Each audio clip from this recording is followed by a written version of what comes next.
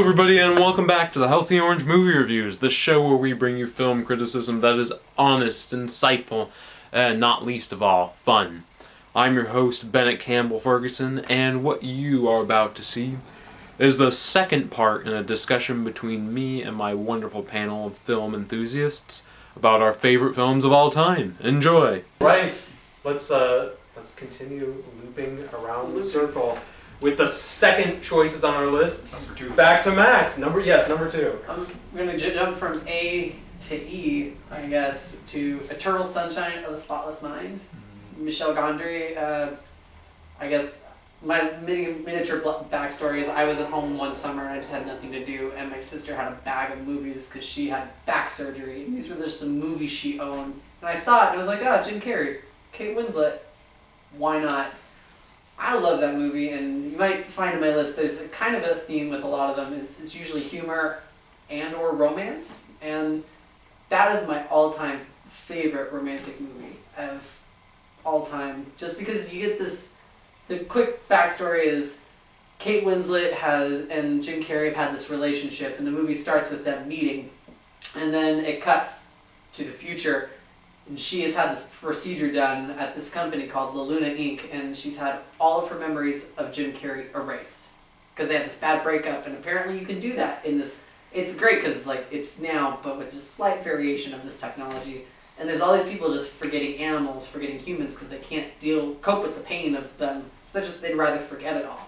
So in quick haste on Valentine's Day, Jim Carrey decides to have her erased from his memory, and they do it while he's asleep, so he's dreaming, and it's going backwards in the relationship as each memory gets deleted. And it starts out with him, he's like, you know what, I'm happy I'm doing this because you were the worst. And then he gets halfway through and he finds this memory, he's like, I don't want to forget this. Like all of a sudden he goes, oh my gosh, he realizes that he's not just going to forget all the bad memories, but every single good one, the ones that made him happier than he's ever felt in his entire life. And he's like, I gotta stop this. And so it's kind of like him trying to evade these people, like erasing his brain and erasing his memories, and ultimately you get these people that like, you realize you'd rather live with these few bad memories but keep years of good ones because you have those, and that's worth holding on to even if you have to deal with the sadness within that. And they choose to do that. The fact that he chooses that is, I find, more romantic than anything else, even though they're erasing each other. They're like, I'm just so over it. And also while he's dreaming, he's having conversations with her about them erasing his brain. And she's like, why don't you just wake yourself up? He goes, how am I supposed to wake myself up? And so it's kind of surreal. And they're even like, it cuts to this one part right near the beginning of the relationship where she gives this speech about how she's like, I'm just a fucked up person and I'm not here to change your life. And he goes, that's fine. And she goes, I had you pegged. Because you did. Because you had the whole world pegged. Like, he realizes that, so you get this great banter, and it's kind of surreal at the same time. And there's a twist at the end that you just don't see coming, and it makes that movie just all the more sweeter, and why I think it's one of the most romantic movies of all time, even though it's really, really weird. Nice. All right, Allie. So the second movie on my list, in alphabetical order, is another Disney property. It is Captain America, the Winter Soldier, which I'm sure is a huge shock to everybody in this room. Allie, a Marvel movie? It's Captain America. Something about the Winter Soldier just really hit me in all of the right places, I think. Even with the first Avenger, Captain America really stood out to me as one of the heroes who wasn't just, a guy with superpowers, but really the kind of good person you want to try and emulate, or at least I want to try and emulate in my own life. I think as a person, Steve Rogers is a really interesting character. Just that his entire story is driven by wanting to do the right thing and wanting to do all that he can to make the world a better place, even before he was Captain America. And I think that sets him apart. That right there, I think, sets the Captain America movies apart from most other superhero movies, is that this isn't something that he had thrust upon him or by some weird twist of fate, but really that he sought out this ability to make a change in the world in a positive way. And ultimately I went with The Winter Soldier over the first Avenger because I think it's a really excellent film in its own right, outside of the superhero kind of genre. I think it's an excellent political thriller, which I love. I think it makes a lot of really good kind of statements about society, and using science fiction as a way to view our actual culture is one of my favorite parts of the science fiction genre, is that there's a lot you can do with it to kind of deconstruct society around you. And I think The Winter Soldier does a really great job of that with all of their storylines. I think it,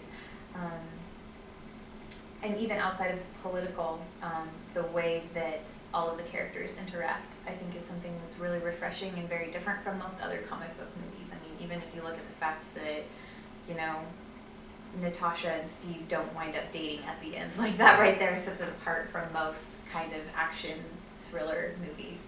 And just that so much of it is based in kind of friendship relationships rather than trying to create a romantic relationship, does a lot to set it apart too, and part of why I really enjoy it.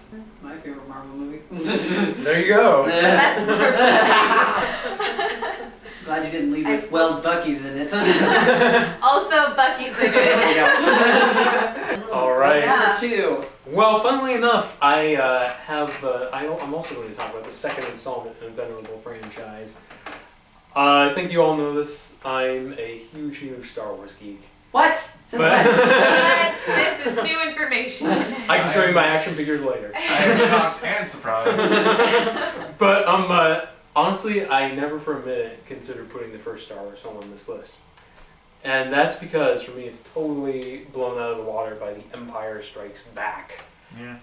The Empire Strikes Back took what was a simple story of good versus evil, of Empire versus Rebels, and totally ripped all that to shreds. You know, gave it some shades of gray.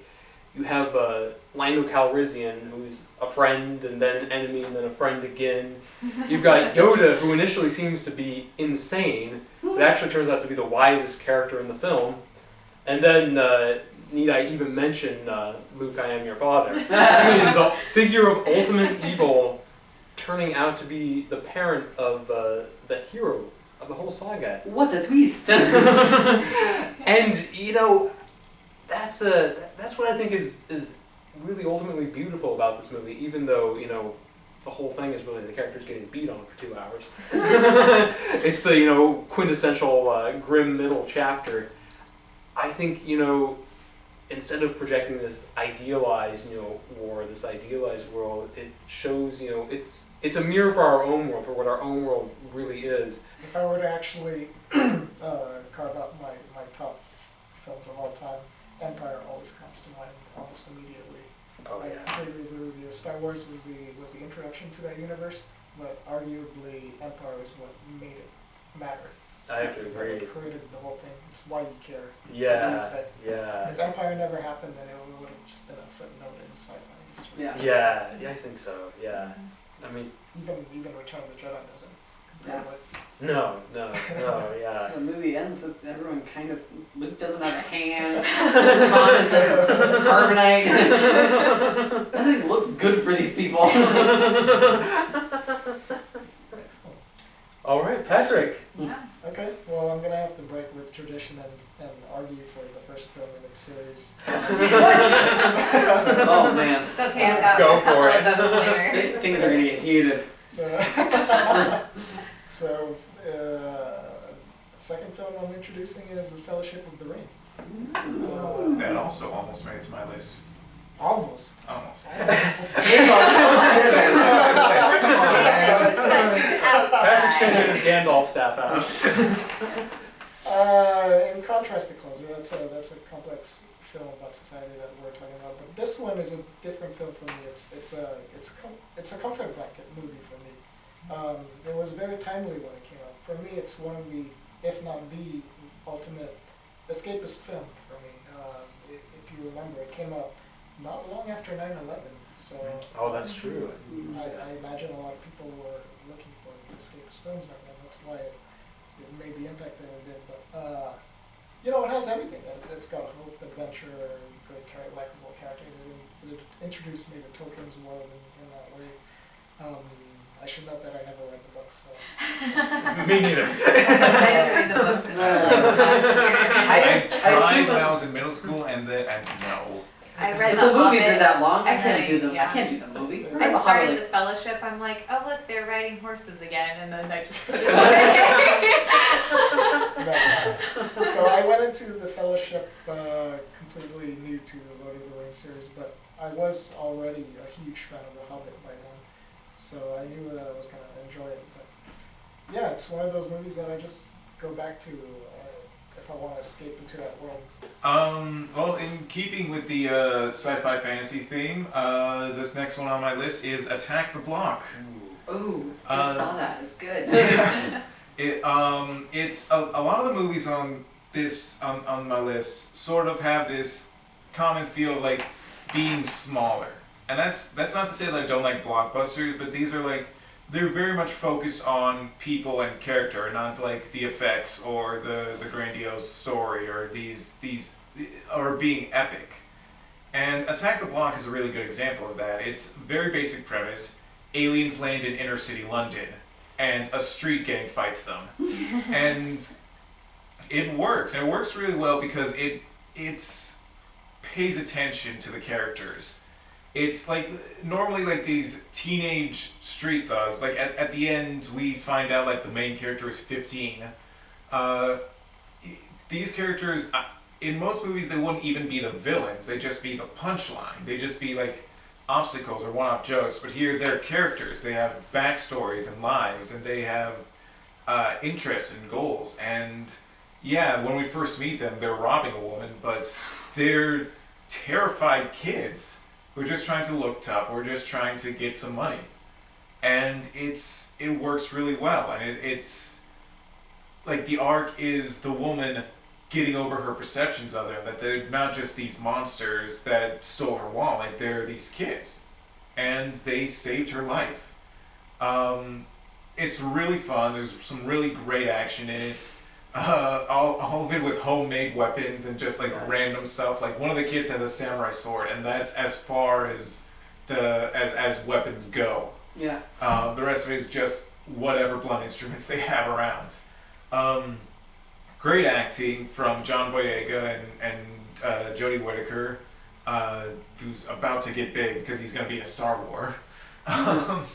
What's that? Star Wars? I don't know, some. I don't know. Someone lending. In a Star Wars.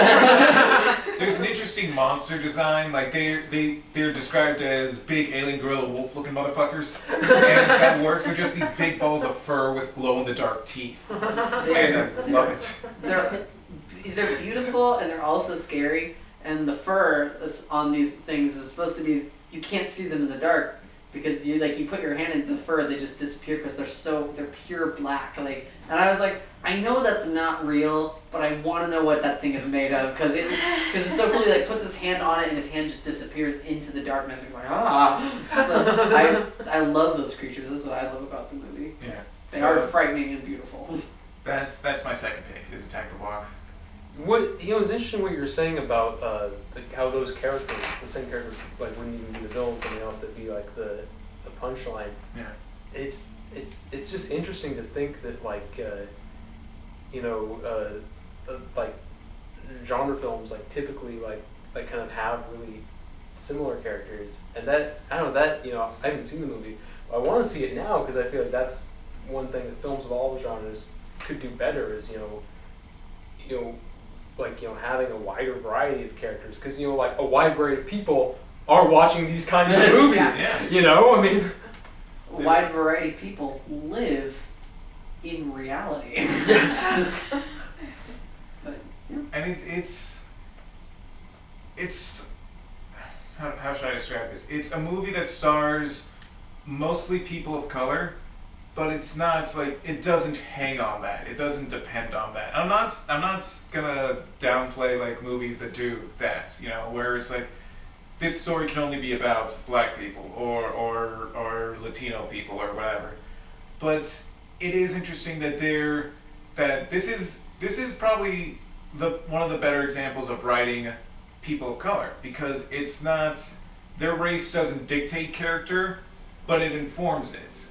You know, Moses, the main character, his character is informed that he is a black kid living in the inner city in London, but that's not all there is to him.